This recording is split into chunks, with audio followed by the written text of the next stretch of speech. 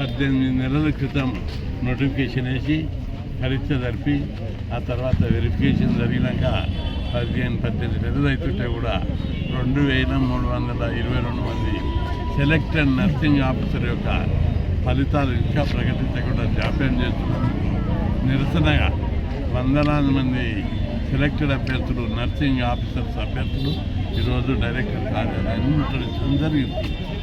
ప్రభుత్వం ముఖ్యమంత్రి గారు ఎంతో ఉదారంగా ఏ మాట కాదంటే వేరే డిపార్ట్మెంట్ ఎట్లుందా హెల్త్ డిపార్ట్మెంట్ విషయం లోపల ముఖ్యమంత్రి గారు వైద్య ఆరోగ్య శాఖ మంత్రి దామోదర్ రాజనరసింహ ప్రత్యేక శ్రద్ధ తీసుకొని దాదాపు ఇంతకు ముందే 8,000 మందికి పోస్టులు ఇచ్చారు.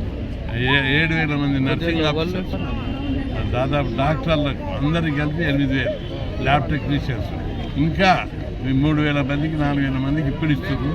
చాలా పెద్ద ఎత్తున పర్మనెంట్ సిబ్బందిని నియమించి వైద్య ఆరోగ్య సంస్థను మరింత బలోపేతం చేయడానికి చర్యలు తీసుకోవడం మేము అభినందిస్తున్నాం, హర్షిస్తున్నాం, స్వాగతం చెప్తున్నాం. అయితే ఇక్కడ అధికారుల యొక్క నిర్లక్ష్యం వల్ల సెలెక్ట్ అయిన వారికి జాప్యం చేస్తున్నారు.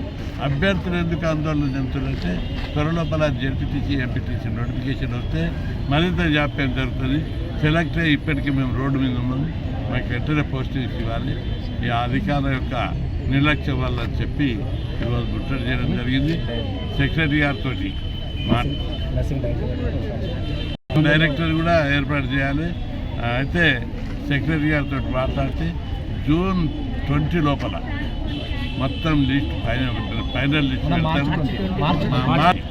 మార్చి 20 లోపల లిస్ట్ పెడతామని కేవలం 30 రోజుల లోపల మొత్తం రిజల్ట్ ప్రకటించి ఉద్యోగస్తులను చేస్తామని మాట ఇచ్చాడు. అందుకు నిరుద్యోగులందరూ ఒప్పుకోవడం జరిగింది. ఎందుకంటే ప్రతి ఉద్యోగి యొక్క సర్టిఫికెట్ వెరిఫై చేయాలి, అది వాస్తవమా కాదని చూడాలి. చాలా పెద్ద ప్రాసెస్ ఉంటుంది. 1 కాదు 2 కాదు 2,322 మంది చేయాలి. ఇంకా వేరే పనులు ఉండగా కూడా ప్రత్యేక సిబ్బందిని పెట్టి చేస్తారని చెప్పి హామీ ఇవ్వడం జరిగింది. అందుకు నిరుద్యోగులు అంగీకరించారు. మార్చి 20 లోపల ఇవ్వకపోతే మాత్రం ఏప్రిల్ లోపల ఫస్ట్ వీక్ లోపల 5,000 మందితో డైరెక్ట్గా ముట్టడిస్తామని చెప్పి తెలుసు.